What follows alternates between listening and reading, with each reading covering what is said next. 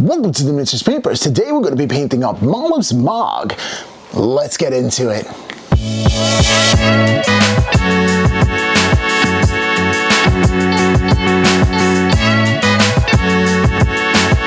Alright, so we have Mollog's Mob that we're going to paint up. That's a Trog Herd warband.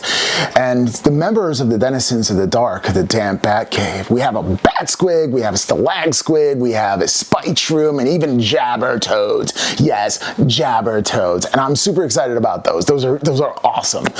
And well, let's see the story of this, or the lore of this Mollog the Mighty and his mob. Alright, so he first started in the dunes of the Desert of Bones, and he lived there for centuries and had no problem. The mob was him and everybody was happy. Until we had an attack by some Skaven, and they went underground to find some kind of bland place.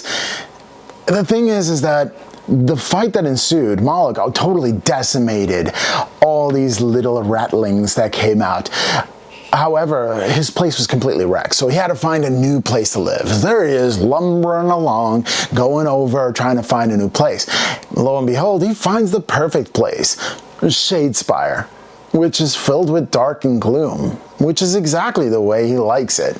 So that is the history of Mollog's Mob. So let's get down to the painting table. Don't need this anymore.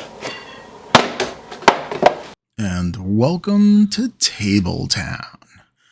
Okay, we're going to start off with these little delightful spite shroom, which, I mean, everything about this warband is absolutely over the top, the same way as the Gloom Spite Gits are. Completely over the top. Speaking of over the top, I do apologize if my head does get in the way every now and again. I do try my best to keep that out of there. So this is for Warhammer Underworld's Night Vault, and this is Mollog's Mob. And it is a warband that came out quite a bit ago, which I found fantastic. Like, when I saw this warband, I knew I had to have it in my miniature collection, and I knew I would have a lot of fun painting this up. Now, I've been on a kick with not using the airbrush and simply letting the paint decide what I paint and how I paint, letting the miniature tell me where the shadows are and where the highlights should be, and what colors I should use. So this, I knew I wanted to be almost psychedelic, like the mushrooms that they represent. And Mollog needed to be the center stage. So I really applied a lot of different colors on him. For this spite shroom, for me, it was a little difficult to really nail down colors that would really do it justice. So I wanted to be deadly, so there comes the black, in which I delightfully paint over the cap of the mushroom. Now, I've not painted mushrooms before that I could recall, so this is my first adventure into painting mushrooms, and it is delightful. It really is. It's fun to paint. I had a smile on my face through this entire project, and it was absolutely delightful. Now, one of the reasons I painted up this warband was simply because I love playing Warhammer Underworlds with my wife, and she likes Thorns of the Briar Queen. She really brings it up to the next level when it comes to playing Thorns of the Briar Queen. She does love her Flesh Eater Courts, however, so she does play those as well. And we've been back and forth with who's going to win, and it's always been a great contest of wills and intelligence and planning and strategizing every time we come to the game table. So that encourages me to paint more and more of these warbands. And it was a pure delight to do because I knew I was going to use it. And Mollog is quite the brute on the table. He doesn't even care about his little minions. He's can't even be bothered with them. It's just him. He is the star of the show, and he really is. However, there are little things like the spite shroom can explode and really hurt the person that attacked him, which is hilarious. And then you have the little stalagmite. Oh my goodness. So he just doesn't move, and he can't take objective unless you give him an upgrade card that allows him to take objectives. And if someone kills him, I believe he attacks as well. And then you can set him up somewhere else on the board. But with the upgrade, you can set him up right on an objective. And he guards on shields. So it's a lot better than guarding on dodges, because it's more likely that you would get a shield than you would a dodge. I think it's twice as more likely to get a shield than a dodge. So the odds are in your favor that you're going to block this, which is delightful that a little stalagmite who doesn't move can cause so much annoyance to your player. And then there's this little flying bat squig, which, oh my gosh, a little flying bat squig.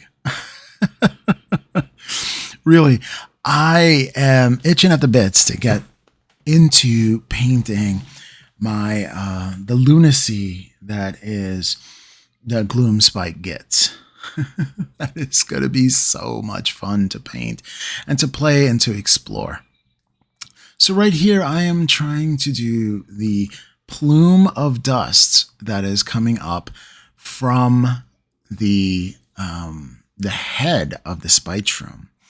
And it's a little bit of wet blending that I put into there. I put a little bit of the blue, but I thinned it down ultra thin with glaze medium.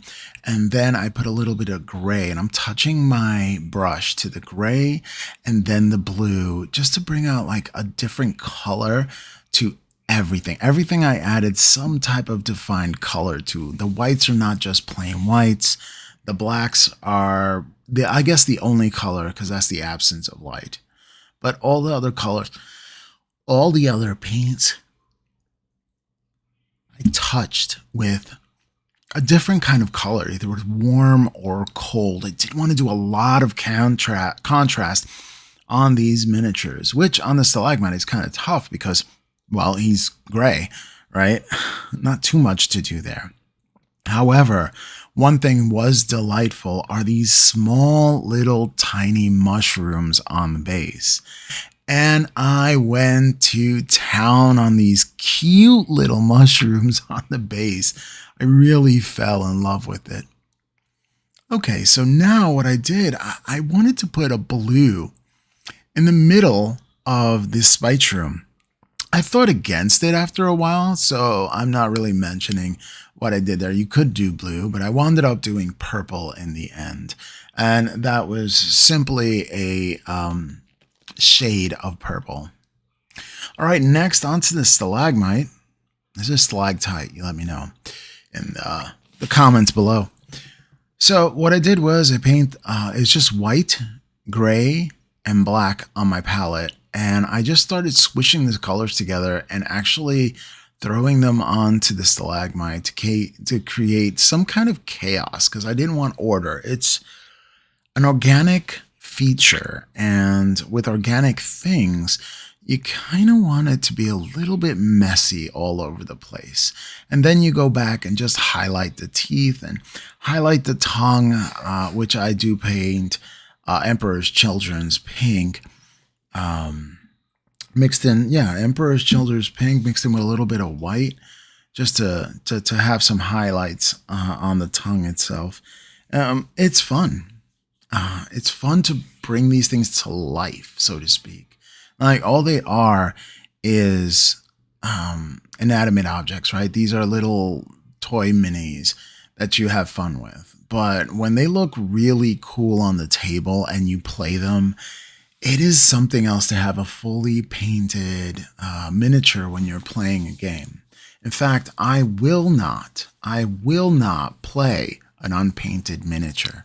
I have to paint all my miniatures before I play them. And that's why I have such a backlog. Like, that's why I have so many armies on sprue, simply because they are not going to see the light of day until I'm ready to paint it, which is great for you guys and girls, because you actually get the opportunity to see every miniature that I paint, every box that I just crack open for a new project.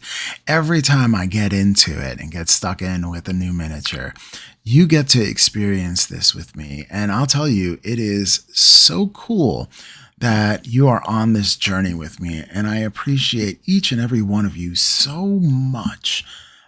That you gain something from this, because it gives the channel a purpose.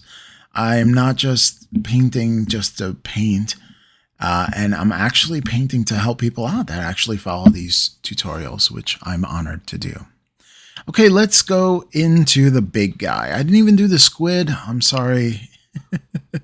It was just red. It was very simple, actually.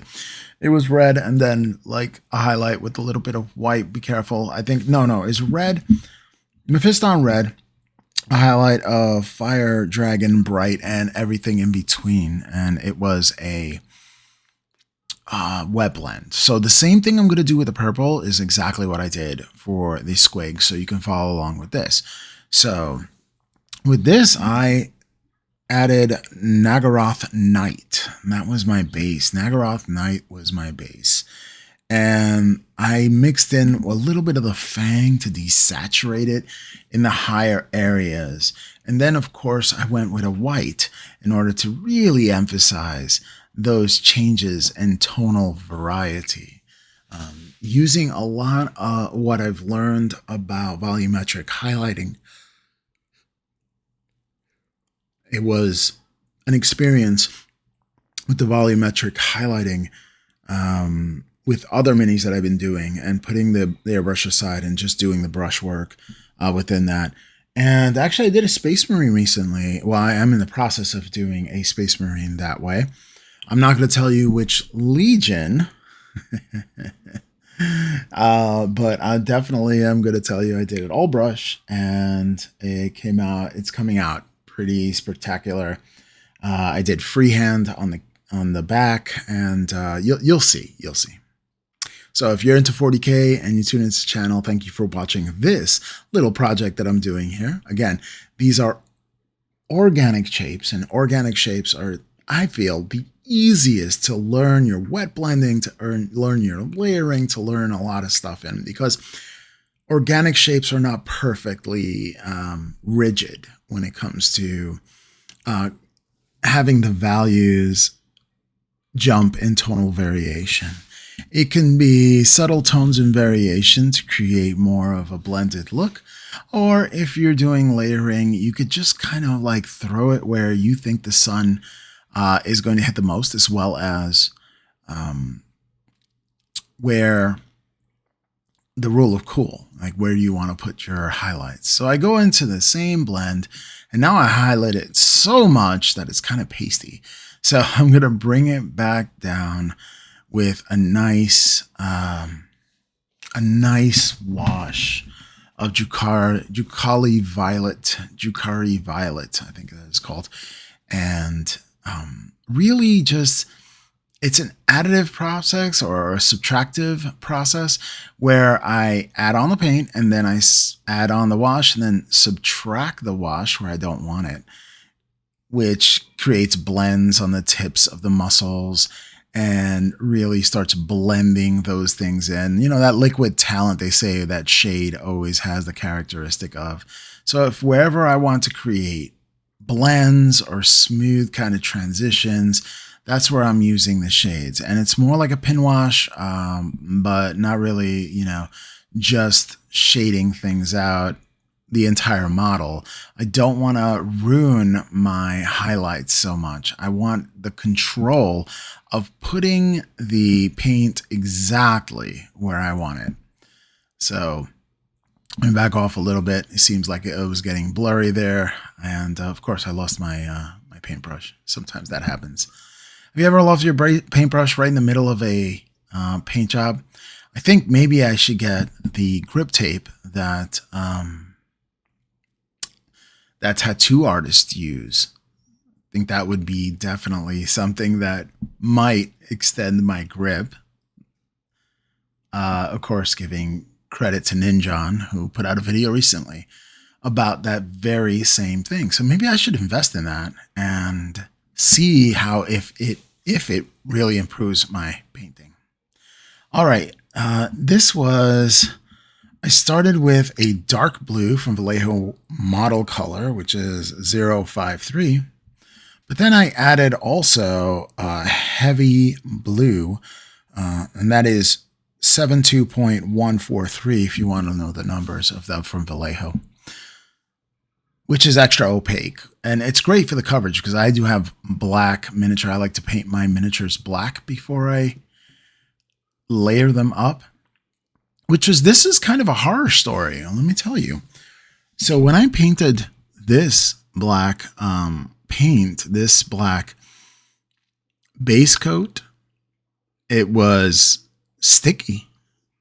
I did not put in enough time shaking the bottle. And that's essential. Like I paint in all kinds of weather because I have an awning and I can just stand outside and I can just paint. So I paint in all kinds of weather conditions. Windy is tough, but hey, it's just spraying that first layer. So I really don't care. Sometimes I get speckles on my apron that I wear when I paint sometimes. Or on myself or on my hands. It happens. It happens. It's like, it's painter's dirt, in my opinion. So I can paint in any kind of weather, and that's rattle can, simply by adhering to the guidelines that are on the can, which says to shake this thing for 5 minutes straight, vigorously shaking the rattle can for 5 minutes straight. It looks like you have a shake weight, if you know what those are. It's a lot of fun. You don't want to do it while everybody's sleeping in the house. And I'll tell you that I learned the hard way that is not something you want to do. But that being said, I have had a lot of success with rattle cans. But this is the first time that I didn't follow my own advice or the advice that is on the can. And I didn't shake it for long enough. And there was too much propellant that came onto this model. And that made not only the miniature and the base thick, it gave the base texture. And if you look at the pill bottle, I had to throw that away. Sections of it started peeling off on my hand because it was so sticky. It was disgusting to work with, to be honest with you. But I pushed through. For us, for the channel, for the Miniatures Paintbrush Legion. I pushed through. All right, so looking for the muscles, trying to generally get highlight. I was getting a little frustrated because things weren't really coming along the way I wanted to. So what I did was, and here was the trick, the thing was, it was fine. The blue was fine. And highlighting the blue, going up in tonal variety was okay. But it really needs something to offset it. And the thing that I use was Cabalite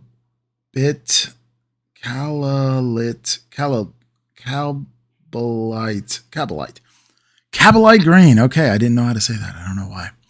So I used some Cabalite green in there just to add some variation with colors. So it looks like spotty and not so blue, but also blue and green. Again, I wanted to go for a trippy mushroom kind of theme. So adding a little bit of splash of wet blending here of a different color to the carapace was delightful because it added some kind of contrast. It wasn't all just blocked in as a base coat, and that's it. They had the highlights, it had a different color, it had some things going on, and this needed to have some things going on. I went bold with a really dark purple for the skin tone and a really bright blue for the back and the carapace, I would call it. So I really wanted high jumps in value of color because I knew this was going to be so trippy, and I knew I was going to add so many colors to it that adding some kind of tonal variation at this step was absolutely essential, especially because the face is dark. And that's the big no-no, right? That's the big no-no of the miniature community, where you always want to highlight the face more and bring attention to the face. I don't know. I was just playing around with paint and seeing where it led me. So I took the Calabaite green and I added some white to it and stepped that up as well, and really had some fun creating these little dots. And boy, did I get into dots on this project. So I started with the dots that are on the back that's actually sculpted in, and again with that Calabaite green, and some white to really make like a minty kind of color. It was pretty cool. Like, I couldn't tell you the value itself. I mix paints now, and I just don't use things out of the pot and call it a day. So I am bold enough to mix some paints, knowing that I might not get the perfect mix every single time, and I'm okay with not being perfect. I love my details, but perfection is the killer of done, right? The killer of complete. Because if you're looking for perfection, it's not a thing. Like, there's no such thing as truly perfect. There's really good looking, but nobody has ever executed the perfect miniature, or the perfect anything, really. You get darn close, I'll tell you that. But perfection? No, that's not achievable. That's just the process is what you get the joy from. The perfection, that'll only annoy you. So, am I perfect with my applications? No, I'm having fun. This is not for competition. I can put it in my cabinet and be happy that it's in my cabinet because I know that I did a pretty good job on it.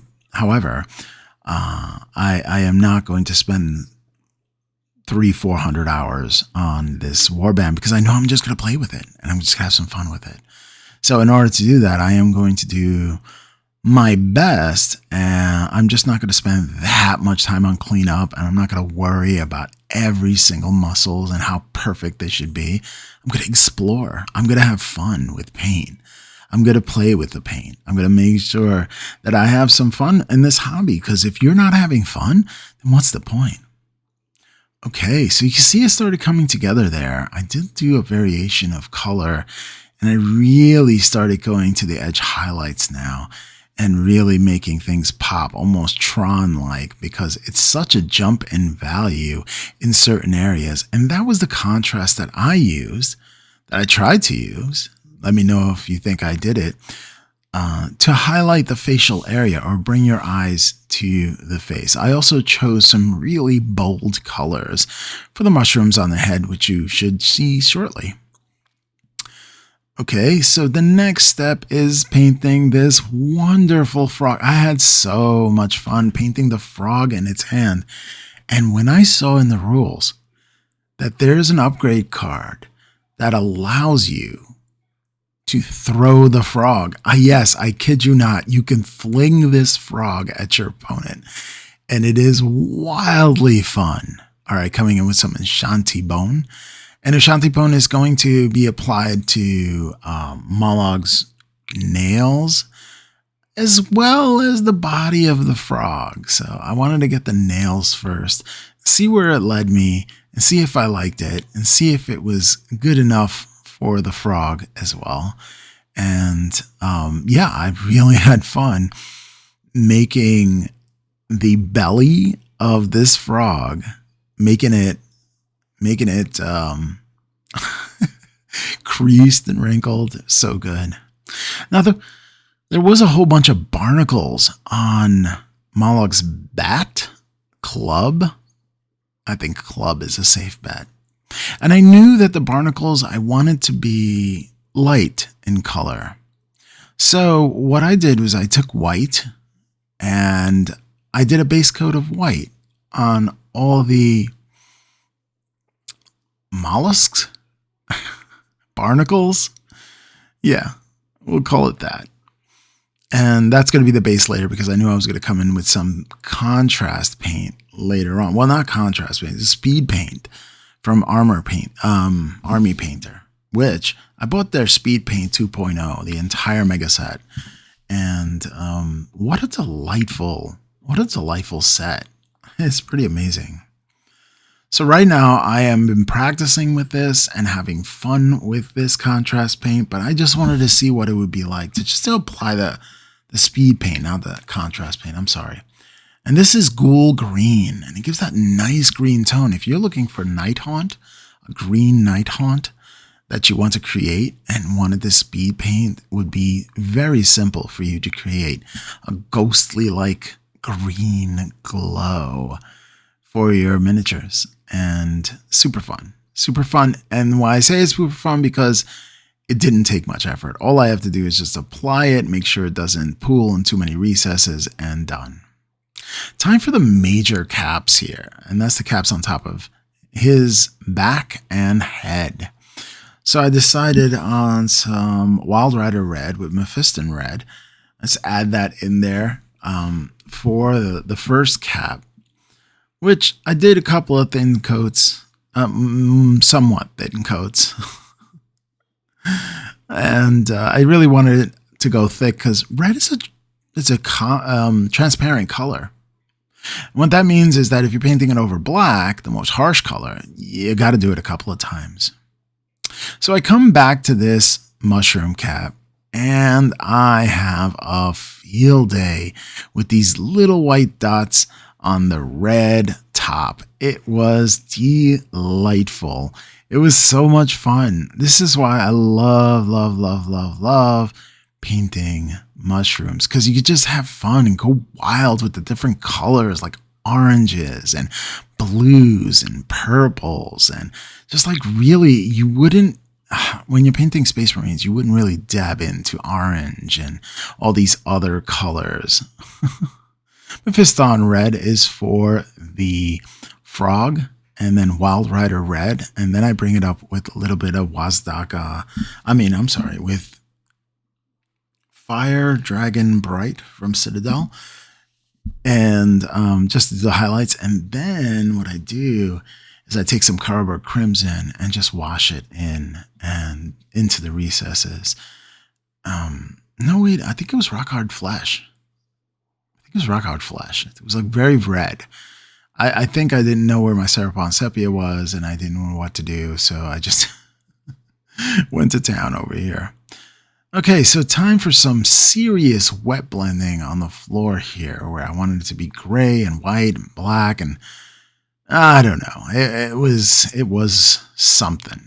It was certainly something. I went back and forth with this gray so many times. I didn't even put it all on the screen, but until I got what I thought was right, I filled in the pool that you see over there. It was like a water pool with the same kind of blues and purples that I used on Mollog.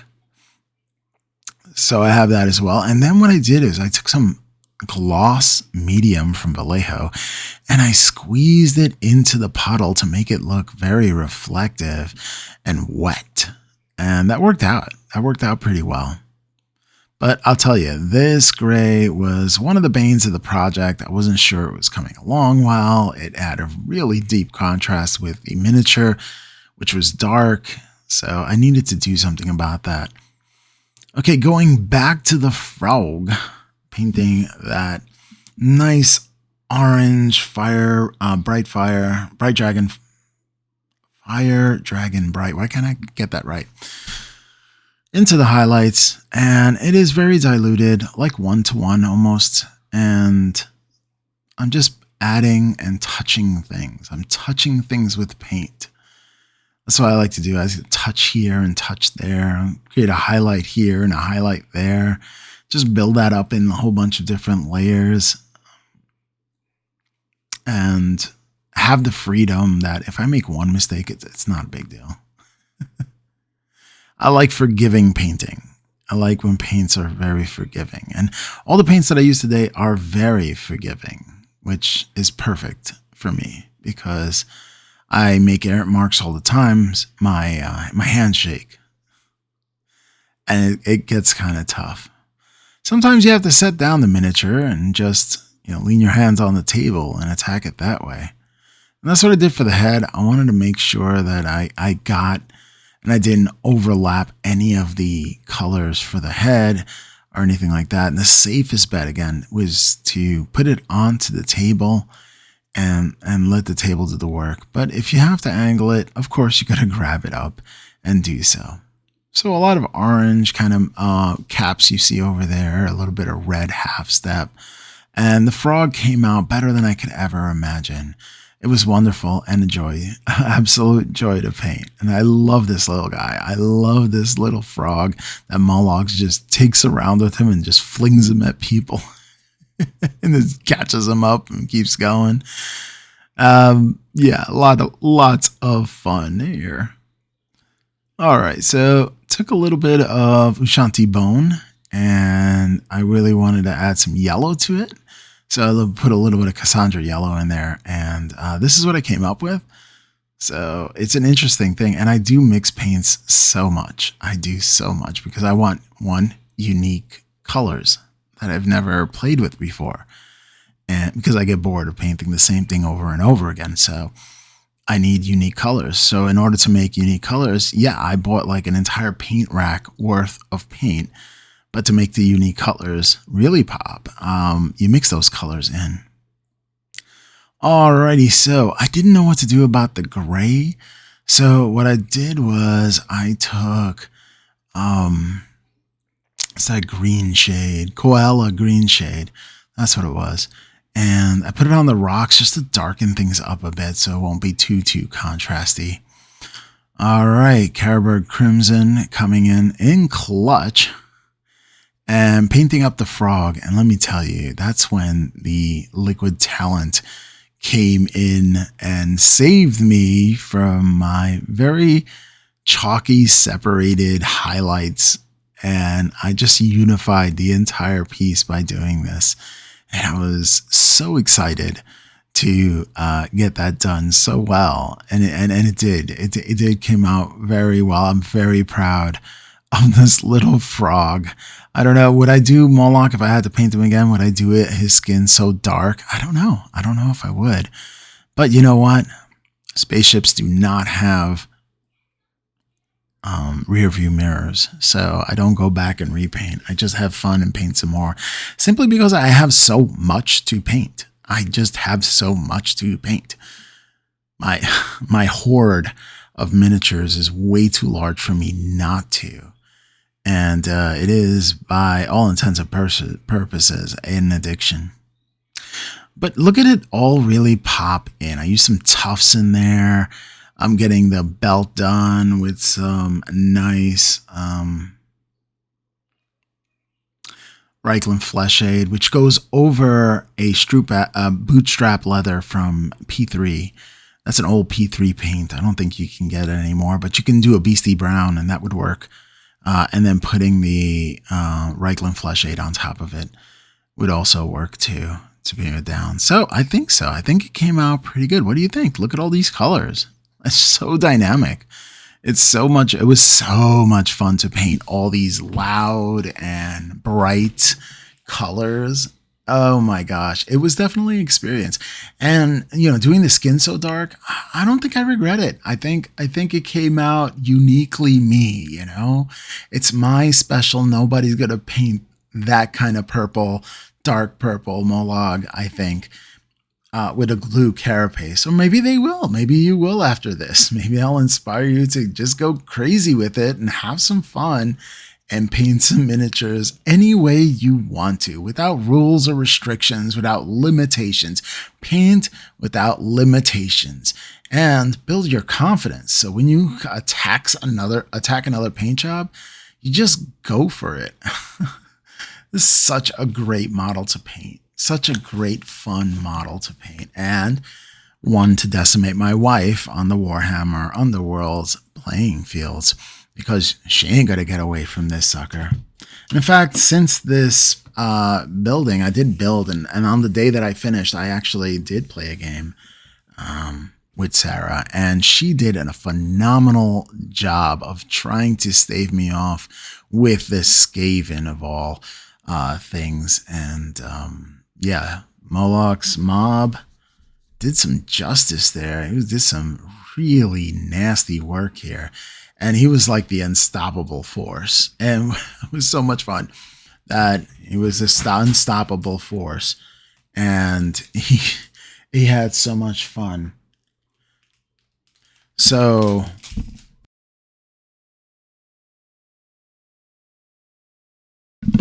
all right, so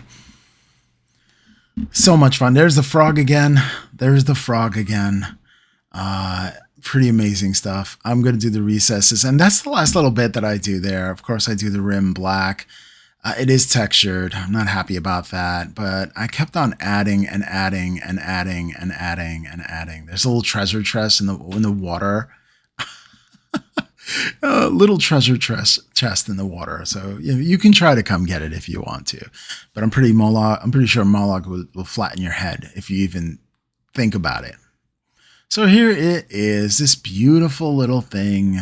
It's so much fun to build and paint. The contrast was there.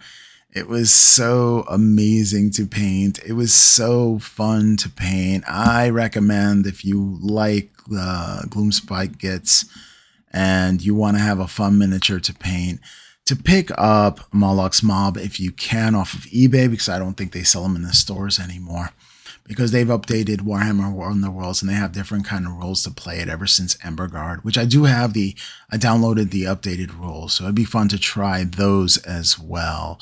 And if you want another tutorial, it's going to be coming up.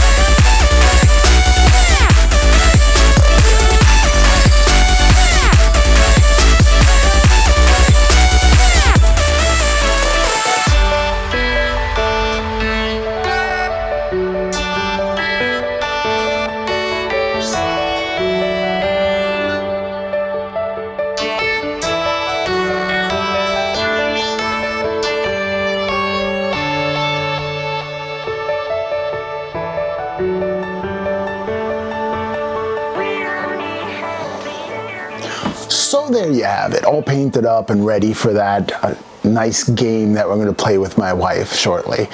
And in doing so, I'm going to admire the colors and, of course, look for something else to paint. Well, I hope you enjoyed this one. If you do, share the content, you know, do all the things, or don't do all the things, that's up to you. Leave a comment down below, and sharing with others is the best thing you can do to grow the channel. That being said, I had fun on this one, and I'll catch you on the next one. Bye. Bye-bye. Take care. Salutations.